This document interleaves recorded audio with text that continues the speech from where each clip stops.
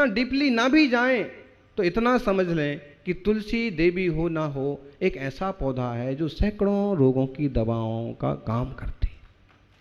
जिस घर परिवार के बाहर भीतर तुलसी होती है उसमें कई सारी व्याधियां, बाधाएं दूर रहती हैं। एक तरह का तांत्रिक पौधा है कि जहाँ वो पौधा होता है वहाँ कोई तरह के उपद्रव भी बहुत कम होते हैं। फिर उसके साथ एक तुलसी विवाह की कथा जोड़ दी गई।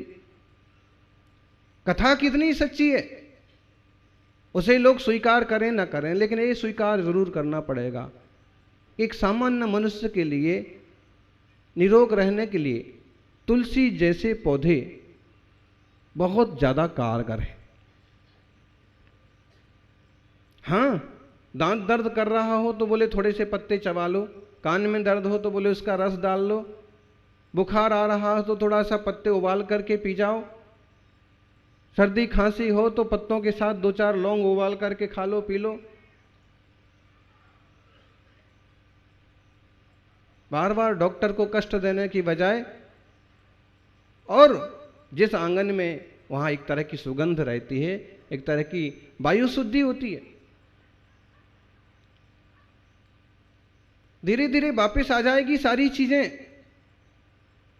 वाटर प्यूरिफायरिंग तो हो ही गई चालू, पानी की शुद्धि बहुत जरूरी है, और आरओ लाओ, और चाहे उसमें सारे के सारे विटामिन और सारे के सारे मिनरल्स खत्म हो जाएं,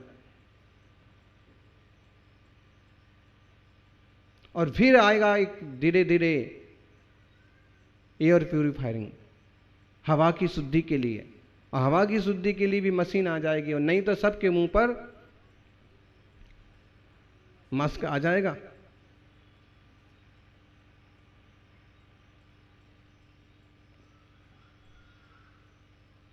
इसलिए वो भी जरूरी है। नास्ति वृक्ष मनौषधम, लोगों के लिए मालूम नहीं होगा कितने सारे पेड़ पौधे वृक्ष वनस्पतियां यूं काट देते हैं, यूं गाड़ी चढ़ा देते हैं, यूं खत्म कर देते हैं। लेकिन आपको मालूम होना चाहिए, पपीता जैसा पेड़, पपीते का फल तो अपने आप में बहुत महत्वपूर्ण है ही, आंतों के लिए, प्लीहा के लिए पपीता का फल, और पक्का अलग काम करता है और कच्चा अलग काम करता है। और पपीते के पत्ते का एक हमको अभी सुनने को मिला, प्लेटलेट्स गिर जाते हैं ना जिसको खून का प्रॉब्लम्स होता है, श्वेत कण कम हो गए या ज़्यादा हो गए, तो बोलते हैं ना पपीते के पत्ते का जूस पियो, और उससे बढ़िया दवा कोई दूसरी नहीं है।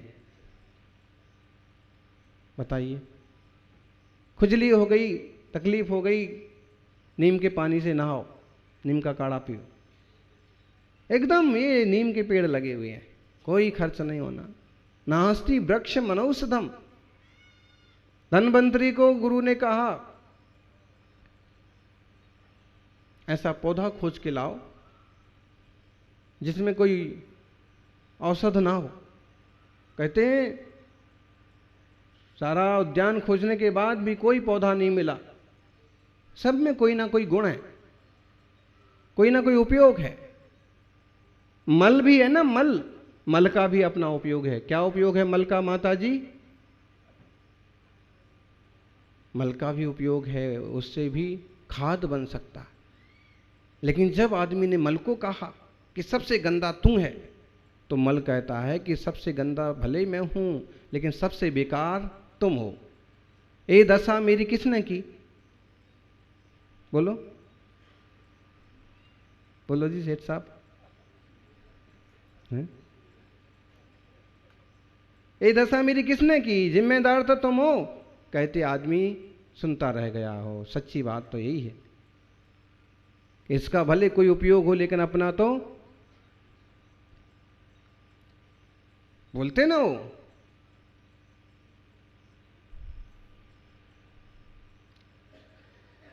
चमड़ी की पन्ही बने, नर को कछु ना होए।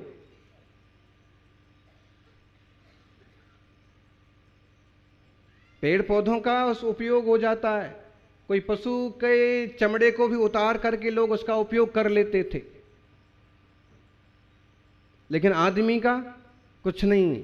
तब भी महावीर स्वामी कहते हैं कि ज्ञानी इससे ज्यादा कीमती पर्याय कोई दूसरी नहीं। और उसका आशय ये है कि इसको इधर उधर बर्बाद करने की बजाय इसको आप सदुपयोग करो। एक उदाहरण लें, कड़वी तुमड़ी होती है, कड़वी तुमड़ी, कड़वी तुमड़ी समझ में आया? एक भोपड़ा तो लौकी का गोल गोल रूप है ना, तुमड़ी बोलते हैं, बराबर। कड़वी तुमड़ी किसी काम की नहीं है। आदमी अगर पूरी खा जाए तो कहो मर जाए, किसी काम की नहीं है। लेकिन अगर उसी को सुखा लिया जाए, सुखा लिया जाए, खा लिया जाए तो मर जाए, और उसी को सुखा लिया जाए तो नदी तालाब में तर जाए, क्योंकि सूखी हुई तुमड़ी पानी में डूबती नहीं। खा लिया तो डूब गया और सुखा लिया तो तैर गया। ऐसे ही मानव का शरीर भी कड़वी तुमड़ी की तरह है। खा लिया, विषय भोग में लगा दिया तो मर जाएगा, और तप त्याग में सुखा लिया तो तर जाएगा। करूँ छे क्या करना?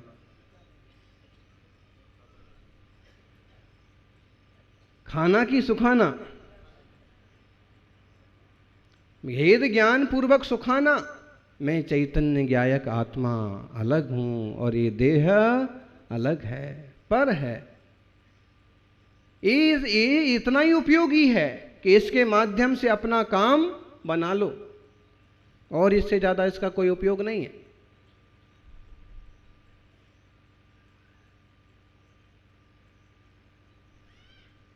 कोई चीज काम में नहीं आती। इसलिए जब तक सांसों में सांसें हैं तब तक धर्म ध्यान की प्रवृत्ति बनाओ, परोपकार करो, दया भाव रखो, प्रकृति का संरक्षण करो और परिणामों की सुरक्षा करो। जो व्यक्ति जितना सात्विक और आध्यात्मिक होता है, प्रकृति की वह उतने निकट होता है, और प्रकृति के प्रति उसका व्यवहार भी उतना अच्छा मीठा होता है, और फिर प्रकृति का व्यवहार भी उसके प्रति उतना ही अच्छा होता है। महावीर स्वामी जंगल में ध्यान करते थे तो क्या शेर उनके पास नहीं आता था? आता तो था, लेकिन खाने के लिए नहीं, डराने के लिए भी नहीं, अपितु उनकी शांत मुद्रा से प्रभावित होकर के आता था, और क्षण भर उनके चरणों में बैठ करके शांति लूट के ले जाता था। प्रकृति के इतने निकट हो गए कि ना उन्हें किसी प्रकार का भय रहा और ना पशुओं को। अब जब लोग जंगल पर कब्जा करने लगे तो जानवर कहाँ जाएं? ये तो अन्याय है, हैं? गांधीनगर में चतुर्मास हुआ ना पिछला, और जिधर हम लोग शुद्धि जाते थे सचिवालय के विधानसभा के पास, थोड़ा ही सा अंतर होगा, मुश्किल से 200 मीटर का, और तभी किसी ने बताया कि महाराज जी शाम को सचिवालय में विधानसभा में बाघ घुस गया, शेर, पैंथर।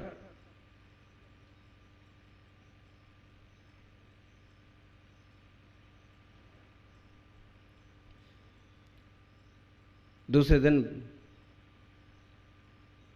प्रवचन में हमने कहा कि बाघ विधानसभा में जानवरों की शिकायतें लेके गया था कि तुमने सारे जानवरों की ज़मीनों पर कब्जा कर लिया, तो बोलो अब हम कहाँ जाएं?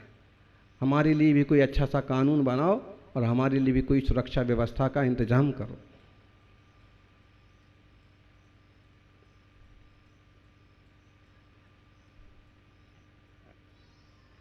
स्वाभाविक प्राकृतिक मंगलमय जीवन हो। ज्ञानियों यहाँ कहते हैं, पर जीवे सुकरुणा कसाय भावे ही अपनो घादम करे दिशो अन्नाणी जीवो पोसे दिमिच्छत्तम। ऐसी बात कही है कि कोई कोई लोग होते हैं कि दूसरे जीवों पर करुणा करते हैं और ना समझी के कारण से भी अपना खुद का नुकसान करते हैं। कैसे करते हैं? कसाय करके। ऐसा जो करता है वो अज्ञानी है और एक तरह से मिथ्यात्व का पोषण करता है। दया के लिए मना नहीं किया है, दया के लिए तो यहां तक कहा है, दया विशुद्धो धम्मो, धर्म कैसा है? दया से विशुद्ध है, वही धर्म सच्चा धर्म है। और एक दूसरी जगह तुलसी कहते हैं दया धर्म का मूल है। परोपकाराय पुण्याय वाल्मीकि। तो दया का मना नहीं किया, लेकिन एक आध्यात्मिक दृष्टि से यहां कह रहे हैं कि कोई व्यक्ति ऐसा होता है कि दूसरों पर तो बड़ी दया करता है, लेकिन क्रोध मान माया लोभ कसाय भावों से अपना नुकसान करता। उसने ये तो समझा नहीं कि कसाय ही सबसे बड़ी हिंसा है। क्या? जो अहिंसा है ना, महावीर स्वामी की अहिंसा अथवा सच्चे त्यागियों की अहिंसा, उसका मतलब सिर्फ इतना नहीं है कि जीवों की रक्षा करो, केवल पशु पंछियों की रक्षा करो, वो तो है ही। जीव रक्षा तो अहिंसा का बाह्य रूप है ही, लेकिन उसका उत्कृष्ट रूप है कि अपने परिणामों का भी घात नहीं होने देना। क्या समझे ज्ञानी? अपने परिणामों का भी घात नहीं होना। अप्रादुर्भावा खलु रागादीनां भवत् हिंसेति तेषामेवोत्पत्ति हिंसेति जिनागमस्य संक्षेपा। अगर अहिंसा का बहुत श्रेष्ठ शास्त्र आपको पढ़ना हो तो पुरुषार्थ सिद्धि उपाय का स्वाध्याय करो। 1000 साल पहले के आचार्य अमृतचंद्र स्वामी ने उसमें हर एक बात को खोला, और उसमें यहां कहा कि अपने भीतर विकारों का पैदा नहीं होना, राग द्वेष मोह का पैदा नहीं होना, ये अहिंसा है, और विकारों का पैदा होना ही हिंसा है। और एक बात, केवल जीवों की रक्षा ही अहिंसा है ऐसा नहीं समझना, वो तो बाह्य में है ही, लेकिन किसी का मन भी नहीं दुखाना। कुत्ते को डंडा मारना हिंसा है कि अहिंसा है? बोलो बोलो, हिंसा है कि अहिंसा? हिंसा है। रोता हुआ भागता है। अच्छा, वो कुत्ते को गाली देना हिंसा है कि अहिंसा? कोई जानवर आ गया द्वार पर और धक्का मुक्का करके गले आना हिंसा है कि अहिंसा? पारमार्थिक दृष्टि से देखो तो हिंसा है। उस जीव को शब्दों आदि से क्लेश हो रहा है, और उसको समझे ना समझे क्लेश हो ना हो, तुम्हें तो हो ही रहा है। किसी दूसरे को नहीं मारे बिना, नहीं डांटे बिना भी हिंसा हो जाती है। आए दिन देख लो ना, आए दिन पाकिस्तान धमकी देता है। क्या क्या धमकी देता है? एक पहलवान रास्ते में जा रहा था और एक आदमी उससे टकराया तो पहलवान ने एक झापड़ दिया। झापड़ लगते ही आदमी तिलमिला गया। कभी झापड़ खाया हो तब ना है, आदमी को पापड़ खाने का बहुत शौक है, थोड़ा झापड़ खाने का भी, कभी कुछ हो जाए तो सहनशीलता तो रखो। उसने तुरंत अपना जूता उतारा और हाथ में ले लिया। हाथ में तो ले लिया, लेकिन हट्टे कट्टे पहलवान को देख करके और उसका तो घिघी बंध गई।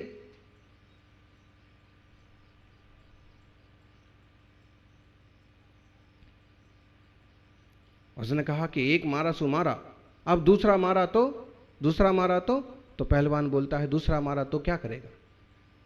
उसने कहा कि एक जूता तो मेरे हाथ में है, दूसरा और उतारूंगा, दोनों लेके दौड़ के भाग जाऊंगा। तो क्या करेगा? वही हालत है। सामने वाला समझे ना समझे, रोज रोज बोल बोल करके हिंसा कर रहा है। कहीं कोई मर रहा है, नहीं मर रहा है, लेकिन हिंसा हो रही है। बहुत सूक्ष्म है।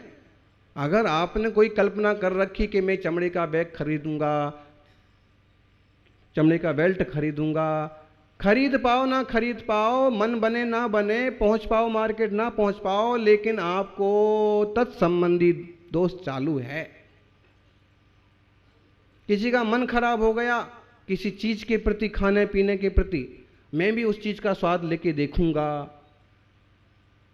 कोई कारण बन जाए और आप कभी स्वाद ना भी लो तो भी तत्संबंधी पाप तब तक लगेगा जब तक कि उसका विसर्जन चित्त से ना कर दो। सॉरी दुक्कड़म मिच्छामि दुक्कड़म, तब तक।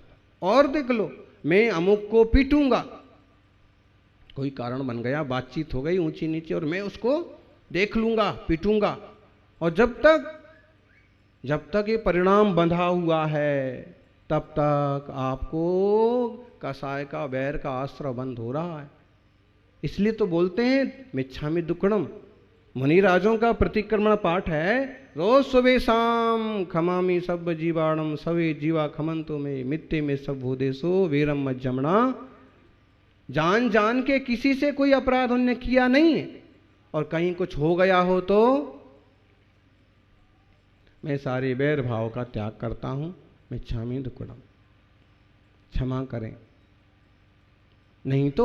नहीं तो तत्संबंधी आश्रय बंद होगा, भोगना पड़ेगा यानी। इसलिए पर जीवों पर तो करुणा करना, एक अपने आत्मा पर भी करुणा करो। अपनी ही समझना हो, अपने स्वरूप की समझना हो, अपने चैतन्य ज्ञायक तत्व की समझना हो। जो मैं हूं सो है भगवान, और जो भगवान है वही मेरा आत्मा है। जब तक ऐसा सुनिश्चित परिणाम ना हो, चिंतन ना हो, तब तक समझना कि हम अपने पर करुणा नहीं कर रहे। कितने लोग होते हैं गुस्से गुस्से में अपने ही को तमाचा मार लेते, अपने को घायल कर लेते हैं, आग लगा लेते, आत्महत्या कर लेते। बताइए।